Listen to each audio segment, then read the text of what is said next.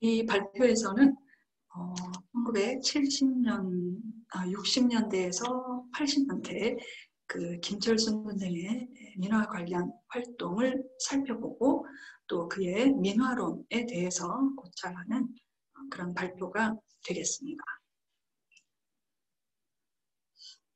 순서는 민화 수집과 그 연구 활동에 대해서 먼저 알아보고 그 다음에 김철순 선생님의 민화 정의와 분류 또 민화 특성론 이렇게 나누어서 그 민화론에 대해서 살펴보는 그런 시간이 되겠습니다. 먼저 김철순의 민화 수집과 연구 소고 김철순 전주에서 출생을 하셨고 또 전주 고등학교 졸업 후에 서울로 진학을 해서 서울대학교 및 동대학원에서 정치학을 전공을 하셨습니다. 그런데 특이하게도 독일로 유학을 가셔서 뮌헨대학교에 그 재학을 하면서는 미술사학을 전공을 했습니다. 히랍, 로마 미술사에 관심을 가지고 연구를 하셨다고 합니다. 귀국 후에는 여러 분야에 좀 몸담으셨던 것 같은데요. 한국일보 논설위원 같이 그 언론계에 몸담기도 하셨고 주로 무역업에 종사를 했다고 합니다. 그러는 한편 민화에 대한 연구를 계속했습니다. 김철순이 민화에 관심을 가지고 또 수집 및 연구에 몰두하게 된 데에는 대략 두 가지 요인이 있지 않나 생각이 됩니다. 첫 번째는 아까도 말씀드렸다시피 독일 뮌헨 대학에서 미술사학을 전공했다는 점입니다. 그 미술사가였던 것인데요. 그러면서 민화가 지니는 한국적인 고유성과 또 격식을 뛰어넘는 그런 파격적인 아름다움이 지니는 미술사적 가치에 대한 통찰이 있었던 것입니다. 지금 보시는 이 화면에 이것은요 신문 스크랩인데 1971년 조선일보의 기사입니다. 여기 보면 제목이 민화 수집 이렇게 돼 있고 700여 점 모은 김철순 씨라는 타이틀로 상당히 큰 기획기사 실려 있는 것을 볼 수 있는데요. 이 인터뷰 내용이 풍부하게 실려 있습니다. 거기에 보면 이제 이 김철순이 알록달록하게 서민의 꿈이 스며져 있는 환상적인 그림들, 오후에 화풍이 있는가 하면 마티스식의 평면적인 정물들, 피카소식의 추상도 어우러졌다. 요컨대 정통적인 그림에서는 보기 어려운 대단한 시도들이다 라고 언급을 한 것을 볼 수 있습니다. 현대회화의 파격적인 그런 특징들이 민화에 녹아있는 것을 보고서 아주 매료되었던 것을 알 수 있습니다. 또 민화의 특성에 대해서 비잔틴, 로마, 초기 기독교의 벽화, 로마네스크 고딕, 성서의 삽화, 농민화 등과 아주 유사한 점을 발견할 수 있다라는 언급도 이 기사 중에 나옵니다. 그러니까 영국 산업혁명 이후에 중세로의 회귀를 지향했던 그 서구의 낭만주의 사조, 또 19세기의 민간, 농민, 또 민중미술의 대두, 이것을 수용했던 일본 야나기 무네요시의 민예론에 대해서 아주 미술사적인 깊은 이해를 지니고 있었음을 알 수 있습니다. 그의 민화 수집 배경에는 이 외에 또 이제 두 가지 중에 한 가지인데요. 조자용과의 조우도 큰 몫을 했을 것으로 여겨집니다. 유족의 증언에 의하면 그는 평소 조자용을 존경했고 또 교유도 많았다고 합니다. 또 한편으로는 한국 그 당시 이제 브리타니카의 한창기 지사장과의 인연도 주목됩니다. 이들의 한국 전통에 대한 이해와 이들이 펼쳤던 한국 문화 운동과 많은 부분 공유했던 점을 주목하게 됩니다. 김철순의 민화 수집은 독일 유학에서 돌아온 직후인 1960년대 말 한 3년 동안 집중적으로 이루어진 것으로 보입니다. 이 신문 기사에 보면은 수집 3년 만에 민화 700여 점을 모았다라는 대목이 눈에 띕니다. 이런 그 수집 활동을 통해서 그는 단번에 국내 주요 민화 수집가로 발돋움을 했고 또 수집품을 여러 전시에 출품하면서 이른바 1970년대 초 민화 붐을 일으키는 데 일조했다고 할 수 있습니다. 먼저 눈에 띄는 그 전시는 한국 민예전 1970년 민예 동인이 주관을 했던 전시였습니다. 이때 그 민예 동인의 멤버들이 주목되는데요. 최순우, 예용일, 김상우, 이경성, 김수근 등 알만한 분들이죠.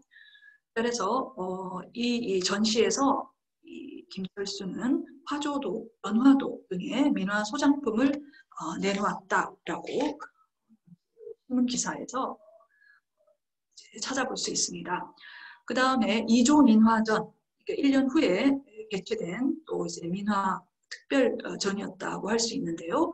이때에도 최순우, 조자용, 김기창 등등 10인이 소장한 민화 50점이 출품이 되었습니다. 당시 신문 기사를 보면은 요즘 높아가는 민화의 관심 때문에 전시가 흥미를 끈다라는 표현이 등장하고 있습니다. 그래서 1970년대 초에 한 차례 민화 붐이 크게 일었고 이 붐을 일으키는 데에 일조를 했던 것을 알 수 있습니다. 또 다시 이듬해인데요. 1972년에 민화 종합전시회라고 해서 역시 김기창, 이경성 등 민화 수집가들의 소장품 70여 점이 전시된 상당한 규모의 전시가 열렸는데 흥미로운 것은 바로 이 민화 종합 전시회가 서울화랑에서 개최되었다는 사실입니다. 이 서울화랑은 바로 김철순 선생님이 운영을 했던 화랑이었습니다. 1970년대 초에 이렇게 기획되고 개최되었던 이 민화 전시들은 주로 여기 이제 공통적으로 참여했던 분들 중에 최순우 눈에 띌 것입니다. 이 최순우와 그 다음에 또 민화 수집가이자 연구가였던 조자용이 앞장서서 주도했던 것을 볼 수 있습니다. 김철수는 조자용에 대해서 한국 민화를 가장 먼저 수집하고 가장 넓게 섭렵하고 그것에 대한 가장 많은 글을 쓴 한국 민화의 권위자다라고 언급을 한 바 있습니다. 또 최순우에 대해서도 신세계 미술관에서 여러 차례 민화전을 주관하고 1973년 국립중앙박물관에서 민화를 포함한 한국 민예미술대전을 관장했다고 소개를 했습니다. 1970년대 초 민화에 대한 대중적인 관심을 모으고 세계에 알리기 위한 노력을 주도하던 조자용, 최순우 등과의 교류는 김철순의 민화 수집과 연구에 힘이 되고 또 상호 자극이 되었을 것이라고 여겨집니다. 이렇게 김철순의 민화에 대한 관심, 그 다음에 수집, 그 다음에 참여했던 여러 전시를 살펴볼 수 있었고요. 그 다음에는 또 김철순이 화랑을 운영했던 경력을 살펴보고자 합니다. 1972년 서울 인사동에 서울 화랑을 열고 그 개관 전시로 이인성 유작전을 개최를 했습니다. 이 전시는 서양화가 이인성을 대평가하고자 기획된 전시였습니다. 그 외에도 김기창 화백 근작전, 또 그 이듬해에 최영림 도굴 작품전 등을 개최를 했는데요. 이와 같은 전시를 통해서 그 민화적인 요소가 엿보이는 현대 작가들, 그 작가들이 후원에 힘을 기울였던 것이 아닌가 여겨집니다. 나아가 그는 현대 미술에서 한국의 고유한 미를 드러내고 이를 세계 시장에 내놓고자 했던 의지가 있었습니다. 동양의 지혜, 그 중에서도 한국의 선사상을 세계에 알릴 판화집을 구상을 했습니다. 그래서 장욱진 화백에게 선이 무엇인가에 대한 그 판화 제작을 부탁을 했고요. 합작을 했던 것인데요. 장욱진이 그림을 담당을 했고 김철순이 그 글을 판화집에 글을 썼습니다. 그 다음에 던박가인 김용균이 그 판을 깎는 조각을 하는 담당을 해서 수년에 걸친 작업 끝에 1976년에 제작이 완료되었다고 합니다. 그런데 당시 판화에 대한 인식이 부족했고 또 여러 가지 벽에 부딪혀서 이것이 전시로 또 판화집의 제작으로 이어지지는 못했던 것으로 보입니다. 그것이 이루어진 것은 20년 후인 1995년 이었고요. 이때 목진 미공개 유작 전시라는 타이틀로 전시가 이루어졌습니다. 이렇게 김철수는 현대 작가들의 작품 전시를 기획하고 또 작가에 대한 평가와 현대 미술의 방향 제시에도 관여하는 등 미술계의 리더 역할을 했던 것을 볼 수 있습니다. 또 미술 관련 그 강연에 있어서도 활발한 활동을 했습니다. 1972년 이 크리스천 아카데미 주최 민속문화에 비친 대중의 의식구조라는 주제의 그 강연이었는데요. 이때 민화로 본 대중의 예술의욕이라는 제목으로 강의를 했습니다. 또 이 외에도 아마 많은 그 강의가 있었을 터이지만 제가 다 찾아보지는 못했고요. 1981년 또 서울신문사 주최의 문화강좌에서 우리나라의 민화라는 제목으로 강연을 했던 것을 확인을 할 수 있었습니다. 이런 활동들과 또 이제 관련해서 더욱 주목해야 할 점은 그의 집필활동이라고 할 수 있습니다. 독일 유학에서 돌아온 1960년대 중반에서 아마 아까 김성환 교수님 말씀이 1965년 귀국하셨다고 했는데 1966년이니까요. 거의 뭐 직후라고 할 수 있겠습니다. 이때 당시 종합예술지로 공간이라는 잡지가 창간이 되었는데 바로 이 창간호에 글을 쓰셨습니다. 그래서 우리 전통의 반추라는 시리즈 중에 그 첫 번째 글로 한국 토기의 구조적 특징이라는 제목으로 글을 실었고요. 그 이후에 이 공간지를 통해서 한국의 전통 미술 또 한국적인 미술에 대한 글을 지속적으로 발표를 했습니다. 민화에 대한 글을 본격적으로 요게 이제 1960년대에 이제 쓴 글이고 민화에 대한 글을 본격적으로 쓰기 시작한 것은 1971년 그 1월호에 민화고라는 제목으로 글을 쓰기 시작을 했는데요. 이때는 아까 이제 신문 기사에서 보셨겠지만 1970년대 초까지 아주 집중적으로 민화를 수집을 해서 700점이 넘는 수집품을 가지고 있다라는 기사를 보셨죠. 그 수집품을 토대로 해서 이와 같은 연구가 이루어질 수 있었다고 여겨집니다. 그리고 이 민화에 대한 자료조사와 연구를 계속적으로 이어나가서요. 공간지를 통해서 그 한국 요 부분인데 한국 미술의 깨달음과 생명이라는 제목의 시리즈를 연재를 했습니다. 매달 글을 썼는데 1977년부터 1979년까지 2년 넘게 연재를 하면서 민화에 대한 아주 깊이 있는 그 연구를 이룰 수 있었다고 생각이 됩니다. 또 이 잡지에 투고를 하는 것 외에도요, 이 저술 활동을 볼 수 있는데 한국 아카데미 총서 이것은 앞서 말씀드렸던 그 학술 모임의 강연에서의 그 글이 단행본으로 나온 경우입니다. 그 다음에 여러분 아시다시피 그 중앙일보사에서 출판이 되었던 한국의 미 전집 이 중에 그 민화 부분에서 또 김철순의 글이 있는데요. 민화란 무엇인가 라는 제목으로 글을 내셨습니다. 그 다음에는 한 10년가량이 흘렀습니다만 1989년 이때 대림화랑 주관으로 조선시대 민화전이 개최가 되었는데 그 전시는 규모와 질 면에서 상당히 대규모에 괄목할 만한 그런 전시였습니다. 이때 그 전시에 맞춰서 출간되었던 도록이 조선시대 민화 상하권이었습니다. 그리고 이 도록에 한국민화의 주제와 정신이라는 논문을 쓰셨습니다. 이렇게 발표된 글들은 한국민화논고라는 이 단행본에 수록이 되어서 이렇게 저도 제가 가지고 있는 책을 찍은 것인데요. 그 민화론을 한 권에서 다 살펴볼 수 있습니다. 제가 이 발표를 준비하는 데 많은 도움을 받았습니다.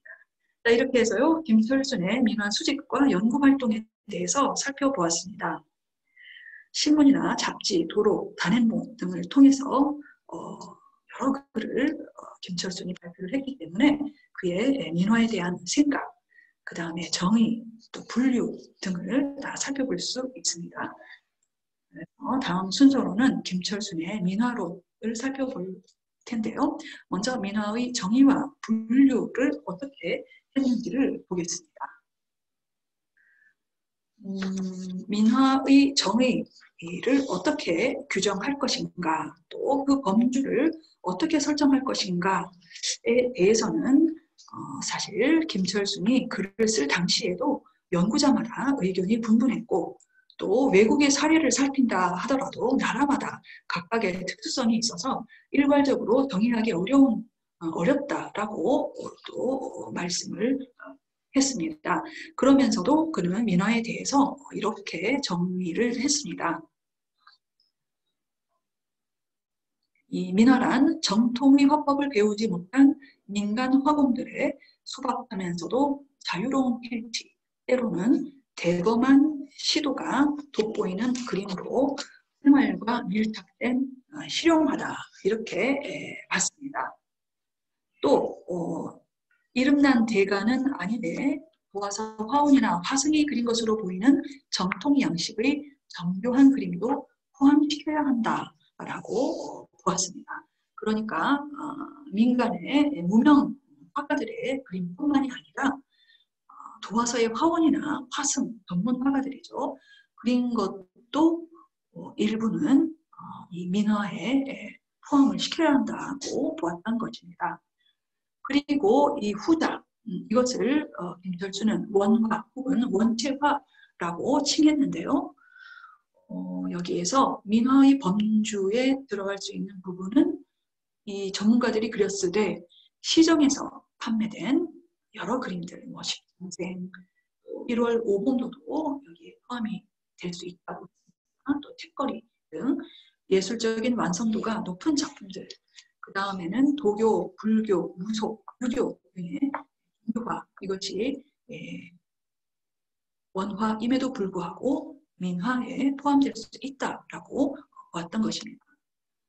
이것은 조선일보의 또 그 기사인데요. 지상박물관대학이라고 해서 상당히 이제 전문적인 그런 내용을 투고를 하신 것입니다. 이 제목을 보시면 알 수 있습니다만 1월도에 대해서 종교 풍습이 숨쉬는 1월도라고 하면서 이 장식화로서 1월도를 소개하고 있습니다. 여기 그 사진도 눈에 띄는데요. 이 실제 궁궐에서 사용되었던 1월도의 경우는 민화라고 보기 힘들다라고 했습니다. 그렇지만 장식화라는 범주에 들어간다는 점에서 또 자유가 넘친다라는 점에서는 민화와 공통점을 가지고 있다라고 보았습니다. 그래서 궁극적으로는 기존에 소외되었던 화원의 장식화, 그 다음에 화승이라든지 또 전문 화가들의 종교화, 이것을 모두 민화의 범주에 함께 다루고자 했고, 또 이들에 대한 한국 회화사에서의 그 자리를 찾아줘야 한다라고 얘기를 했습니다.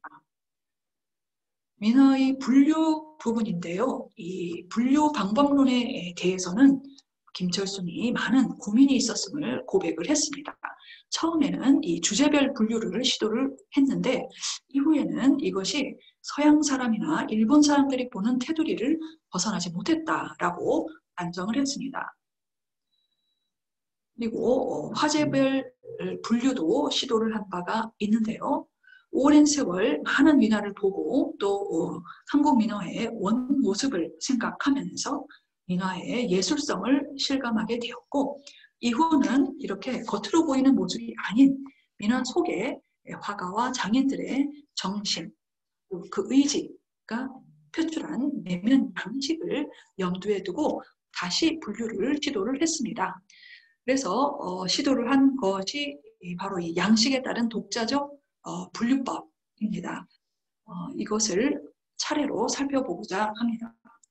먼저 주제별 분류입니다. 그는 주제별로는 그러니까 이것은 1972년 초기에 시도한 분류법인데요. 종교화와 장식화로 분류를 크게 했습니다. 그리고 이 종교화에는 도교, 불교, 무속, 유교적인 그림을 언급을 했고 이 중에서도 특히 무교, 무속에 관한 그림을 무화라고 칭하고 이것을 민화의 본령이라고 파악을 했습니다. 이렇게 이 무속화를 중시하고 민화의 본령이라고 파악했던 점은 조자용가의 의견을 같이 한 부분이라고 할 수 있겠습니다. 그리고 이 무교는 한국 민족 고유의 신앙이죠. 그래서 한국 민족은 도교, 불교의 신들조차도 한국의 무교 그림으로 바꾸었다. 그리고 유교적인 그림으로 알려진 간모 여제도 등도 실은 무속적인 유품이다라고 했습니다. 그래서 이 무화를 한국 그림에서 매우 중요한 자리를 차지한다고 보았고요.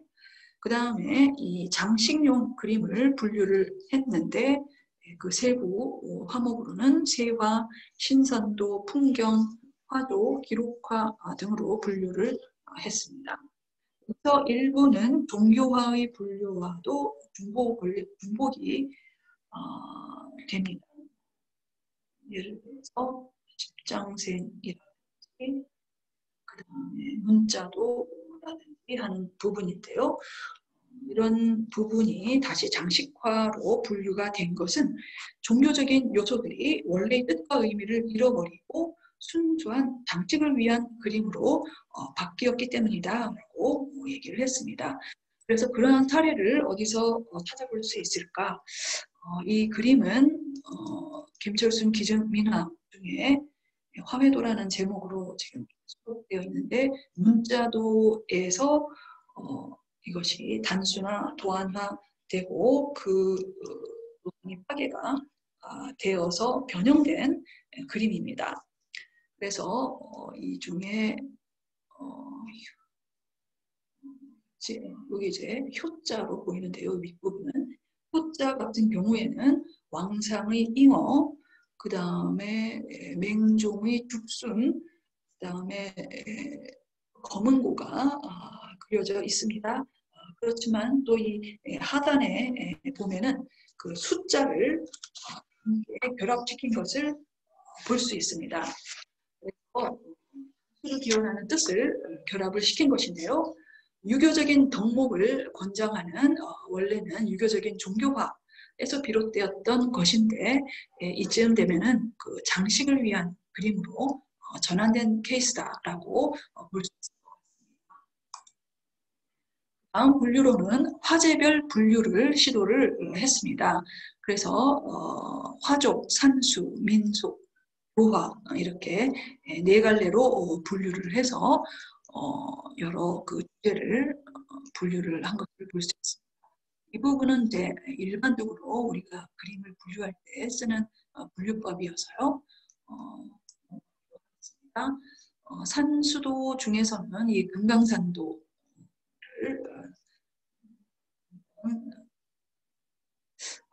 여러분의 눈을 좀 즐겁게 해드리기 위해서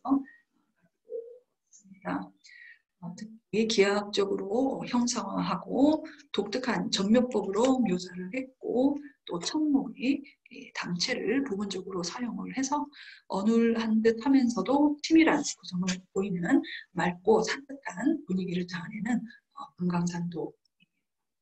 그 다음에 이제 마지막으로요, 민화의 분류에서 양식에 따른 김철순의 독자적인 분류입니다. 이것은 그 민화의 고유한 도형성 또 예술성에 대한 이해를 토대로 해서 그 당인들의 예술 의욕이 담긴 양식에 따른 분류법이다 라고 했습니다. 그래서 분류가 꿈의 민화, 사랑의 민화, 믿음의 민화, 실상의 민화, 깨달음의 민화 이렇게 분류를 했습니다.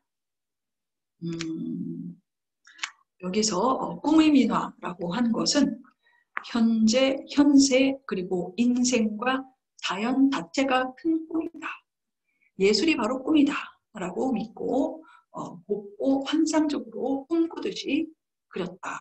그러니까 이 민화의 장인들이 이렇게 그림을 그렸기 때문에 이것을 꿈의 민화로 분류해야 된다고 보는 것입니다.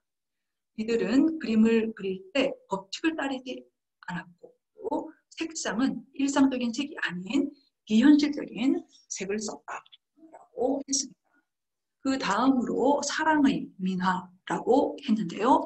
이 민화가 인간, 자연, 초자연에 대한 한국인의 따뜻한 사랑을 평이하고 간단하게 순직하고 노둔하게 그렸다고 보았습니다.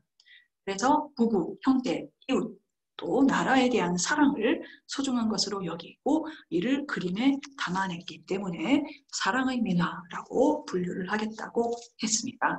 그 다음에 셋째로는 믿음의 민화라고 했는데요. 인간과 인간의 행복에 대한 장인들의 믿음이 가장 뚜렷하게 나타난 그림이 민화다라고 했습니다. 그리고 네 번째, 이 실상의 민화라고 했습니다. 여기서 이제 실상이라는 말이 좀 바로 이해가 안 될 수 있습니다. 이것은 사람들이 당연하다고 받아들이는 그 시각에 나타나는 모습이 아닌 현상 속에 내재한 정신 그리고 의미를 말한다고 했습니다. 그래서 대상을 사실적으로 그리기보다 그 참된 모습과 뜻과 그 아름다움을 새로운 양식으로 찾고자 한 그림이다 해서 그렇기 때문에 이 실상의 민화라고 명명을 했고요. 그렇게 이제 분류를 했고요. 이 민화에서 대상의 표현이 추상적인 모습이고 또 재미있고 독창적인 방식으로 그려졌기 때문에 이런 부분은 서양의 현대 그림과 통한다고 했습니다. 마지막으로 깨달음의 민화를 이야기를 했습니다. 민화를 그린 화공들이 책을 많이 읽거나 또 문기를 드러내는 그림을 그렸던 것이 아닙니다. 한평생 그림을 그리면서 외길을 가면서 세상의 이치를 그 삶 속에서 깨닫고 세상사를 달관한 그 깨달음, 이것이 표현된 것이 민화라는 의견입니다. 그래서 이 민화는 화공들이 멋대로 그린 그림이지만 그렇다고 아무렇게나 그린 그림은 아니다.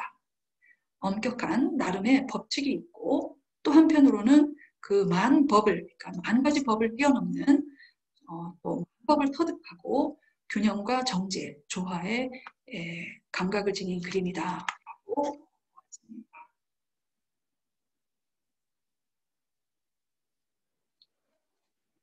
그래서 이제 김철순이 이야기를 한 것이 당인들의 예술 의욕이 담긴 양식이다. 그 양식에 따른 독자적인 분류법이다라고 해서 시도한 분류였는데요. 사실 이 내용적으로는 나중에 언급하겠지만 그가 얘기한 민화의 특성과도 중복이 되게 됩니다. 근데 사실 이 분류에 따르자면은 한 작품을 어느 한 분류 항목에 넣기가 힘든 좀 어려움이 있습니다. 예를 들어서 지금 보시는 화조도 대련, 알록달록한 책을 사용을 했고 청록, 진체의 바위 표현, 곱고 환상적이고 또 꿈꾸듯 합니다. 그래서 꿈의 민화라고도 할 수 있겠고 사랑이 담겨 있어서 사랑의 민화, 믿음의 민화 모두 해당될 수 있을 것입니다. 이렇게 민화의 분류를 다각도로 시도를 한 것을 볼 수 있습니다. 그 중에서 이런 이제 분류가 사실은 이제 각각 다른 논조에 수록되었던 것이었는데 함께 놓고 보면은 일관성이 부족하다라는 생각도 듭니다. 특히 이 양식에 따른 분류 같은 경우에는 오늘날의 학계의 시각에서 봤을 때 지나치게 주관적이지 않나라는 비평도 받을 수 있을 것입니다. 하지만 1세대 민화 연구가들이 지녔던 시대적인 한계를 감안해야 할 것입니다. 무엇보다도 이를 통해서 장인의 예술품 그리고 장인의식에 대한 그의 그 경의를 읽을 수 있었습니다. 그리고 그것이 민화에서 그가 가장 천착했던 지점이었다고 이해가 됩니다. 네, 김철순의 민화 특성론 간략하게 살펴보겠습니다.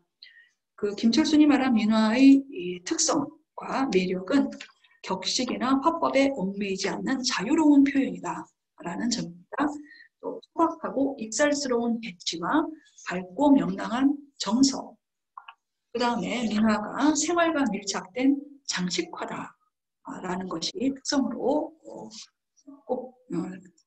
라는 점을 특성으로 꼽았습니다. 그리고 대중문화의 전통과 맞물려 있다라는 점도 언급을 했는데요. 지금 오른쪽에 보시는 이 그림 같은 경우는 고사인물도 중에서 한 폭의 부분인데 바로 춘향전을 그림으로 그린 것입니다. 이 춘향전 같은 경우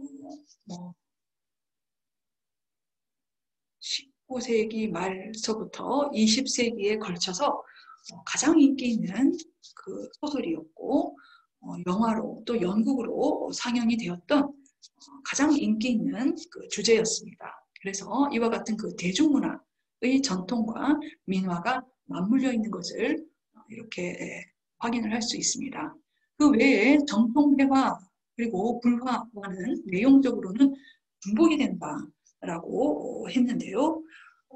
그것은 불화든 민화이든 정통회화이든 결국 그 그림을 그린 사람이 같은 사회에서 함께 생활을 했고 또 동일한 마음에서 그렸기 때문이다라고 했습니다. 하지만 이 무속화 같은 경우에는 정통회화에서 보기 힘든 그런 내용을 보여주고 민화에서만 압도적으로 많이 살펴볼 수 있기 때문에 그래서 바로 이 무속화를 한국 민족의 뿌리를 이루는 것이다 라고 했던 이것을 현세의 발복, 요체는 현세 발복이다라고 했습니다. 그 다음에 재료의 다양성도 민화의 특성으로 꼽았는데요. 예를 들어서 여기 이제 보십니다만 안료 같은 경우에는 서양화에서 사용되는 유화용 물감이라든지 페인트로 그린 그림도 있다고 했습니다. 그래서 재료에 대한 이런 그 관점을 통해서 김철순이 민화의 범주를 현대의 작품까지도 넓게 설정했다는 것을 알 수 있습니다. 그 다음에 민화의 특성에 대해서 똑같은 그림이 드물다.